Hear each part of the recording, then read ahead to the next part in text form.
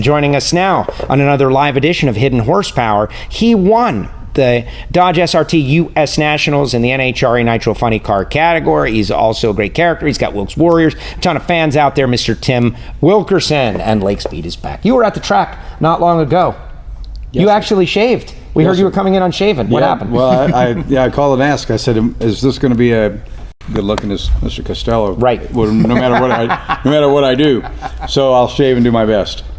Well, I gotta say, it looks great. Thank you, buddy. Appreciate it. So this year has been, I think, if someone in your position, a veteran of the sport, can have like another breakout, like a re-breakout year. You had spent. He had been like to 9 straight final rounds, runner-up, but you broke through. Yeah, I finally did. I mean, we used to be a shoe-in in the finals. I had a great finals record until the last few years, and it went to hell in a handbasket, unfortunately, as my grandma would say. So, but win in Indy and then went on to win Charlotte. That was pretty cool, and had a good car the last couple of races. Just really found the wrong person to race. Well, first round, it was just a brutal run. You and J.R. Todd, and I think I owe you an apology because I think I might have gotten him mad and made some of that up. That was fun, wasn't it? Yes. He's a sentimental little guy. You got to be careful with him. You shouldn't say little. Well, he's the same size as me. Christ, he weighs 140 pounds sopping wet, maybe. But no, we had. I mean, he's a little bitty guy. The Texas Motorplex. We had a moment. It was kind of cool. Sat down and we're talking. It was fun. Yeah. But he got amped up for it. Yeah, he did. He was getting all mad, so I sat him down. But you see me get down there and I said, "Come on, sit down here, and let's show some friendship." You know what I mean? But no, and then he goes out there and just what a run! Well, a low ET of the weekend against me. So, but that's heartbreaking right there. Well, right? I mean, I lost by 0.05 of a second at 331 miles an hour. We were that far apart. So it was really a cool race. But and then the next round they smoked the tires. I went over and told them. I said, "Really? Yeah. I mean, after you do that to me, you flog me, and then you smoke the tires 2 runs in a row." At least I wouldn't have done that. I guarantee you, folks, that wouldn't have happened if I'd have been in the next round. So anyway, you get down the racetrack, don't you? They've already been reprimanded, so we're over that. Well, good. Now, but this year though, as a single car team and what we an owner operator, if you will, you do it all yourself for the most part. I got a lot of hats, no doubt about it. But that's unheard of these days. Well, I'm probably a prima donna, no doubt about that. But we look to people to hire. I was listening to your other podcasts about.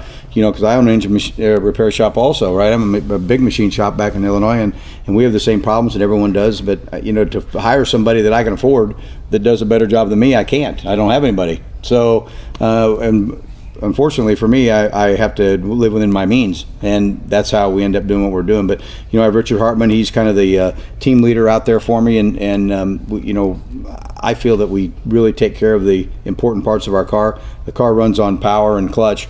So I got good guys working on the clutch, and Richard takes care of the superchargers. Him and I got a real good thought process on how we like to do things, and then when we get out to the racetrack, the same way. He'll call back to me and talk to me about what he feels and what he sees, and then I'll make a decision on what I'm going to do. A lot of times we change it sitting right in the car.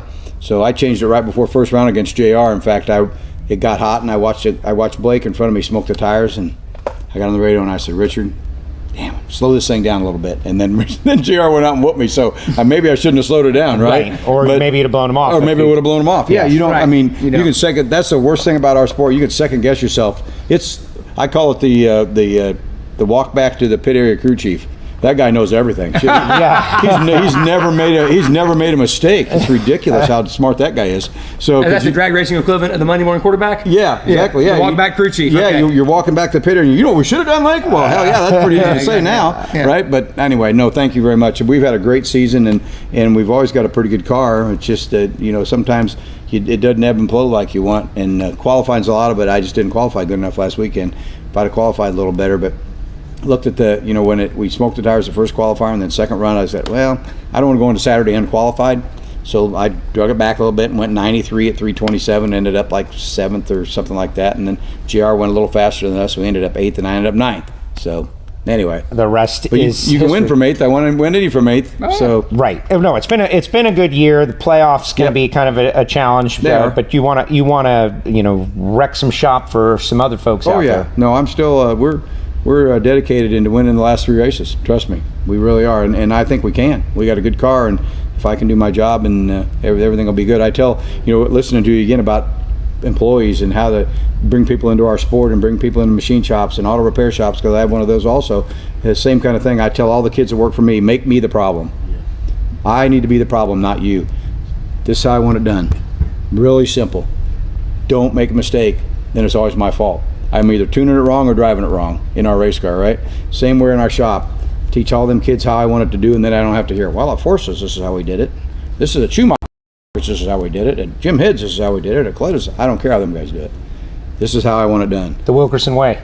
Well, I don't know whether it's right or not, but like I said, then they're never wrong, right? If you do it the way I want to do it, like, then it's not your It's fault. on you, right? Yeah, Exactly. And that's why I say, always make me the problem. That makes sense. Yes, sir. Let me ask you, and then I'm sure Lake will jump in with a couple of things, but the Nitro Funny Car, the beast that is the 11,000 horsepower Nitro Funny Car, right? At one point, just going down the racetrack is in many ways like a little miracle that it even goes down the track. Yeah, and people watch them and they're thrilling. Oh, yeah. They're like, oh, wow, they're so fast, 0 to 100 miles an hour in 0.8 of a second. Yeah. Wow, so amazing. But the competition right now, would you ever have dreamed it would be as close and compact and tight as it is right now? No, not really. I mean, basically that's NHRA's fault, in my opinion. That's they squash the rules into so where there's not a lot of R&D anymore, right? So now we've all caught up to what this guy did and this guy did and this guy did. So we're in a pretty good group. So now we're tinkering. I mean, it's a tinkerer's guide now, in my opinion. Like Pro Stock. Yeah, I mean, That's what I'm thinking. This is Pro Stock with Nitro now. right. Yeah, only they're cool. They're not like Pro Stock cars. So Burn. anyhow, Warren's on his way back now. Preemptive shot on Warren. Yeah, exactly. I had so much fun with. I used to tell Warren. Can I tell my Warren story? Or not? Yes, please, go right ahead. Yeah. Back when they were trying to kill Pro Stock truck, and I liked Pro Stock truck, and I told Warren was adamant. Oh, this is Pro Stock truck. I said, Warren, you know what you need to do? And he, well, what do we need to do? I said, you need to put a big motor in those Pro Stock trucks, like a big mountain motor, 700-inch motor. Really? I said, yeah. Get a flatbed trailer. You could put your car on the back of the trailer. You could put the bike in the back of the truck, and you run all that junk at the same time. you dirty SOB. I mean, then you get to the Nitro cars, what people want to see, and he's like, oh. So he's never forgive me for that. Wow. But it was fun to beat him up anyway. That would be exciting. But think about it. You the truck and the bike and the car, you run them all at the same time. I am a fan of Pro Stock. Yep. I am not offended by what you said. I love Pro Stock, but I get what you're saying. We got to tell him what he said, though, right? Yeah. Warren Go was ahead, sitting next Nate. year yesterday. He said, well, you know what Nitro and superchargers are for? Oh, yeah. Guys who can't build Yeah, engines. guys that can't build motors, right? Yeah, yep. Oh, yeah. Now, there's no doubt about it. We're not looking for 5 horsepower.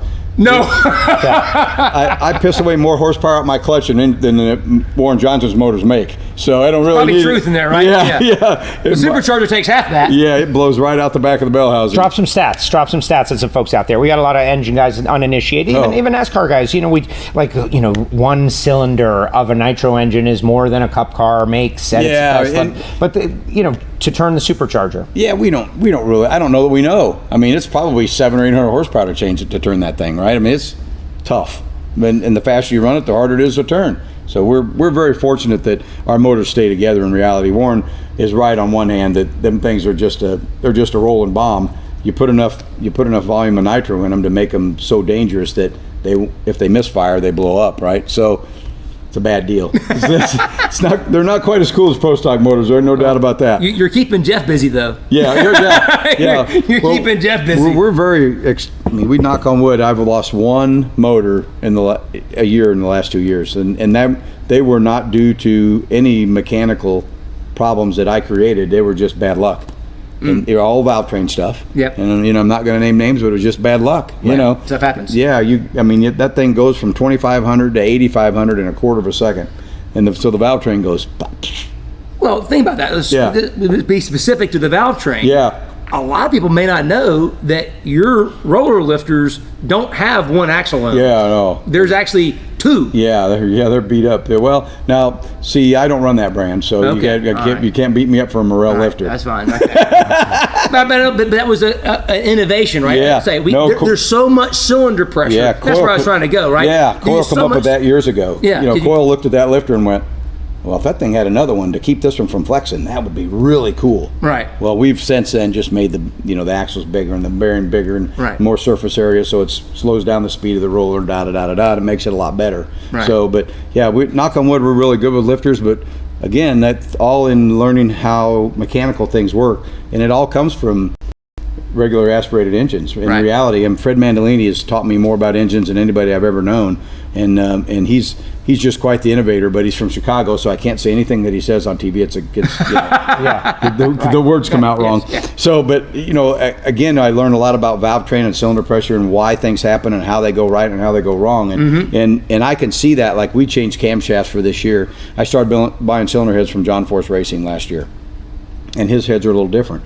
They're a little different than what we had before. So we changed camshaft locations and how we chain it, where we put it in. Immediately, I see lifter problems and camshaft problems. Immediately. Yep. With a 2-degree change in overlap and camshaft installation, which sounds ridiculous. Right. To me, I'm like, 2 degrees? That should be nothing. Who cares? Right. Well, I run over the top of the Magic Mountain.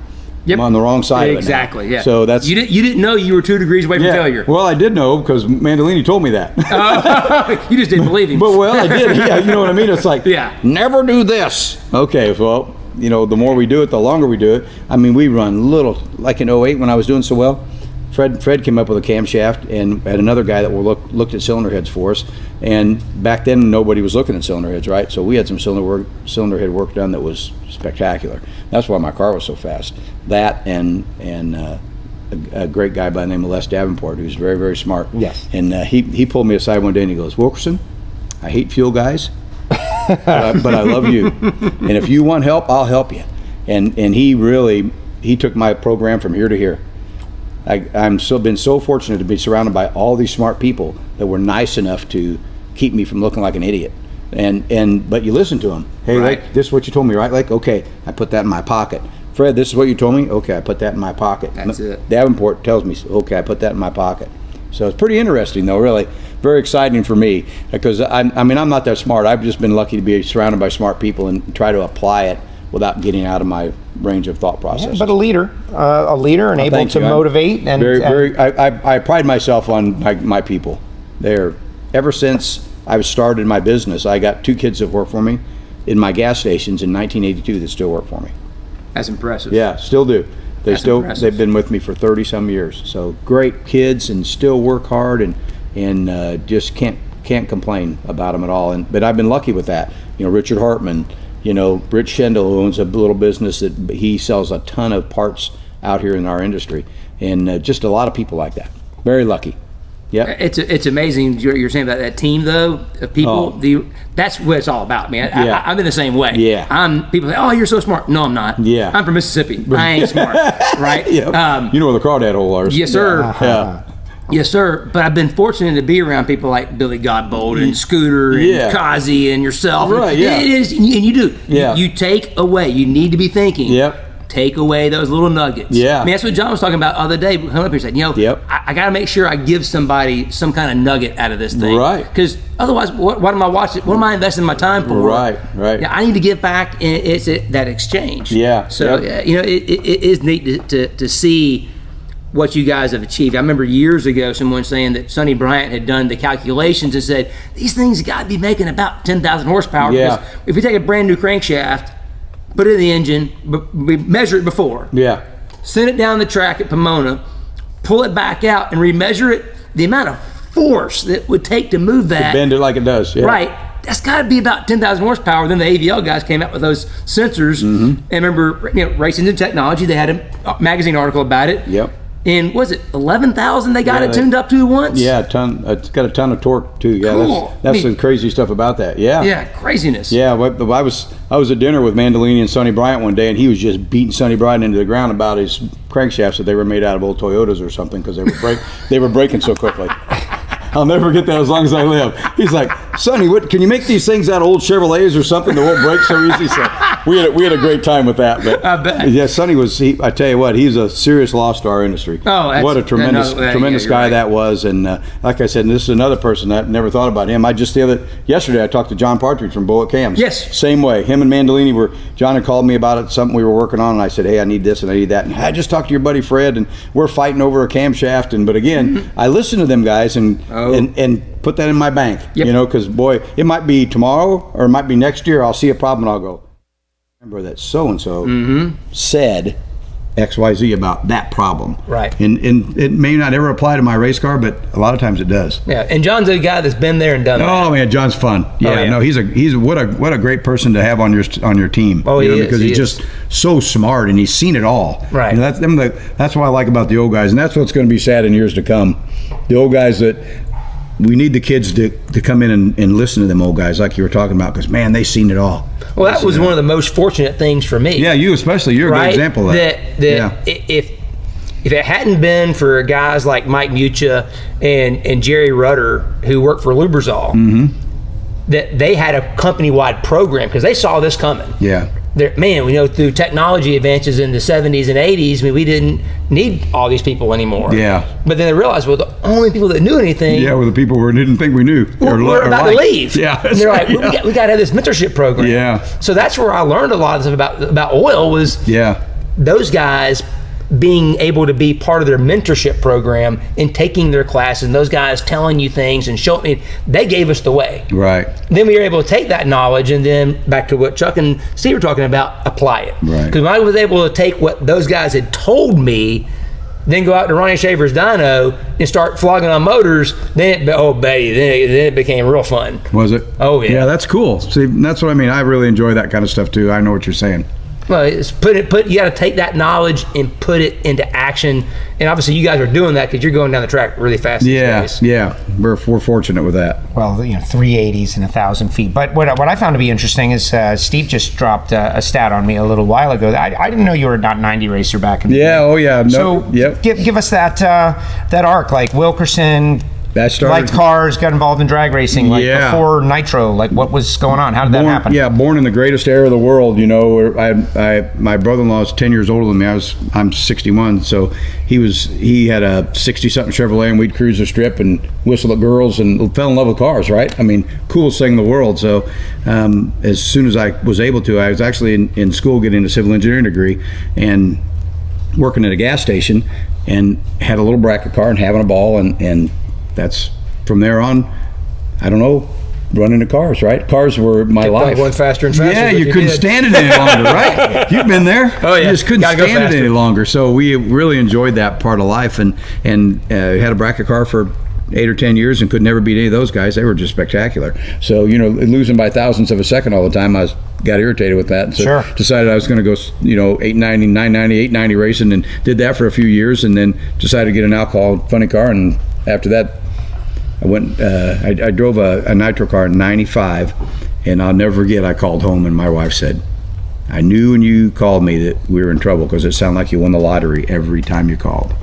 You were so excited. Wow. And I said, well, I didn't really know what was so cool about a Nitro car. I knew watching them that I fell in love with them. Right. But after I drove one, I thought, I don't know there's nothing cooler than that.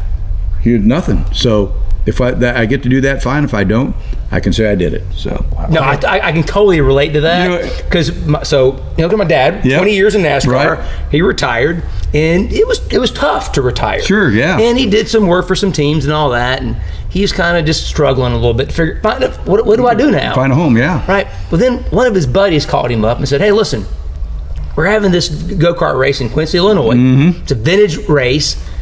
We want you to come up and those are cool. be part of the thing. We want to, kind of a Hall of Fame thing. We want to acknowledge the fact that you're only American world champion." Yeah. And he's like, him and Han, the guy said, we are running rate carts, so you can come drive one of the carts if you want to.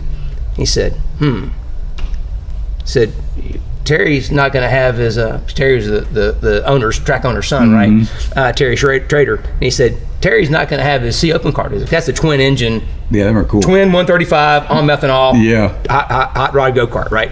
Said, Terry's going to have his C-Open cart? He said, yeah. Can I drive it? There you go. If you come, you can drive it. That's cool. He came up with the whole thing, and my stepmom said, I knew the moment he got off the cart. Yeah. Look on his face. Yeah. Because we took that back part of the shop, which was the old engine shop, mm-hmm. which was just stuff in there. It's totally gutted. It's a go-kart shop. We got a go-kart engine, dynos, and everything.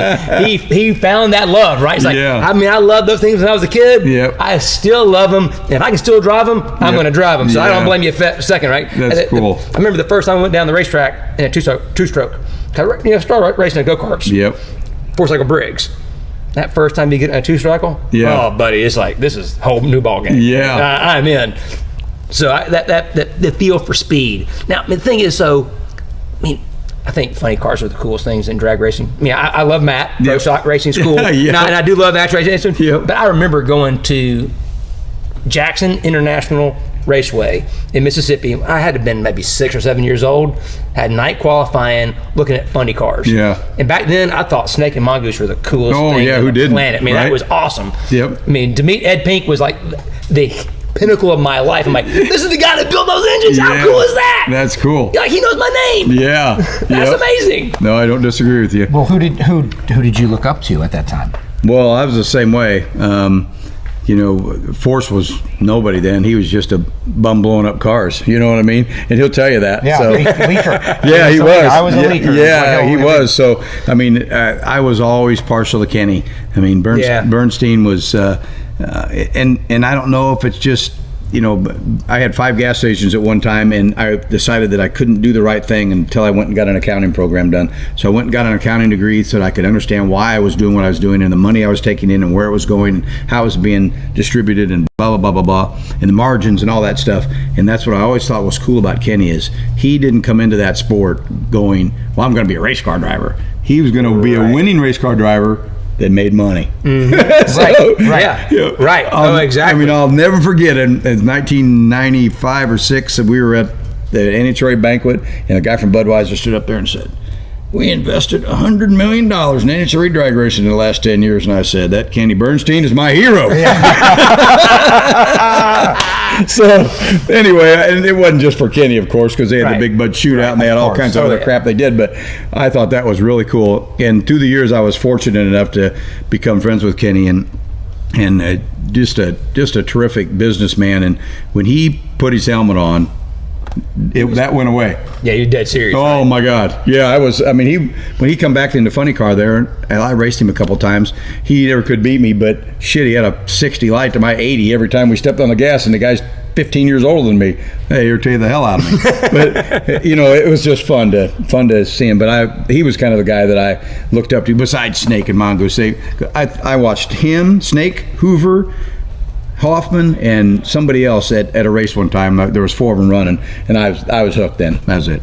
Whatever I had to do to be a funny car racer. Well, go ahead. That makes sense. Well, no, you just it occurs to me that you were getting, as you're becoming civil engineer, you went and got an accounting degree. Like, I need to know this. Let me go get an accounting degree, right? Well, it ain't a great degree, but you got to know the pluses and minuses, right? The debits and credits. That's all that makes any differences. That is the essence of what we've been learning and talking about this entire conference, which is that you need to invest yourself and find out the why behind the what. Behind the what. Yeah, boy, kids, that's exactly true. You never stop learning ever. Bingo. That's what you're going to find out about this. I'd listen to you and Steve talk about getting a kid as a startup guy in a machine shop. Well, I have a machine shop, and a startup guy is always a great guy to have. We actually got a couple of kids out of some tech schools, and they did really, really well. And they worked for me for a couple of years, went on the race car team, and hell, one of them went to an IndyCar team, and another one went to a NASCAR team. Yep. So I keep losing them. So that aggravates me. Yeah. But they are doing what we're telling them. They're continuing their learning and figuring out their passions. So I'm proud of them for that. So I want to give a shout out to my wife. My wife homeschooled all 4 of our kids, right? And they're all through school, they're all through in college or whatever now. Yeah. And what we always focused on was, hey, you have to learn how to learn. Yeah, it's hard. Just memorizing something is one thing, but learning how to learn, because you need to be able to continue to educate yourself. Yeah. I didn't learn everything I learned about oil in college or in high school. No, I had to learn it, and you have to keep learning, and you keep applying. And that's one of the great things about having like AERA and these kind of resources. I mean, you can learn a whole lot if you just go to places and just listen. Yeah, sure. No, there's no doubt about it. That's what the cool part about being on a race car team. I just seen a new kid on Matt Hagan's team over the weekend. I said, hey, kid, are you going to work here next year? Well, I sure hope so. I said, well, I hope you do too, but if you don't, come see me. There you go. Before we move over to the big round table, just got to get your opinion on the big news, Tony Stewart drag racing. Yeah, that's cool, isn't it? Well, I think that's spectacular for our sport. Icon of drag racing, or of circle track racing, heads into drag racing, right? So, I mean, I don't know what could be cooler. It's going to be awesome. Yeah, we need. I run into him somewhere, and I never met the guy before in my life. I mean, it was one of the races, last few races, might have been right after Charlotte or in St. Louis, and just seems like he's going to be great for our sport because he's a great guy. I mean, we talked, and he could talk your ear off. I was happy about that part of it. I because like I say, you see those guys, and they're kind of to me, they're on a different level than I am because they're professional. They're very famous. Yeah, right? Let's just call it. They're very famous. Put it how it is, right? Yeah. You say the name Tony Stewart, everybody knows who that is. But I'll run into somebody at the airport and I'll tell them what I do, and they'll go, "What's your name?" And I'll say, "I race John Force." So what's that guy? Okay, yeah. The guy that talks all the time. I'm like, that guy. That's him. Yeah. I beat him But I last think week. that's why he wants. I think that's why he wants to be here, though. Yeah. I think I'm just projecting my opinion, but I think that he's had enough of that. Yeah. And he wants to come somewhere where he can just be a racer. Yeah. And just race. That's who he is. He's a darn good racer. Yeah. And look at you and the way there are fans. Yep. But they let you work. Yeah. And they appreciate it. And like, I there he think is. so. There's Wilk. Hey, good luck, Wilk. And, Yep. and that's it. That's the thing that draws me to drag racing. Yeah. Is it's just, it is what it is. Yeah, we were putting a motor in the car at Indy between rounds, and Bruno come by there, and he's like, "Holy, what the heck are you doing?" Well, everybody was busy. I'm carrying a motor and setting it in the frame rail, So That's the kind of guy Tony is. You go up to Eldora, he'll be driving the sheepfoot around. Yeah. And he's not above anything. He's a racer's racer. Yeah. And I think he's going to be a great fit for NHRA. Yeah. This is going to be fun to watch. I hope so. Yeah, welcome, Tony. Thank you. Yeah. Excellent. All right. Hidden Horsepower live here at the Engine Performance Expo. Tim Wilkerson, how great was that? If you want more, Apple Podcasts, Spotify, SoundCloud, go and subscribe, write a review. It will be great. Lake will be on some. Keith Jones from Total Seal will be on others. I'll be on many. You can follow me, WFO Joe. You up for a big round table? Ready.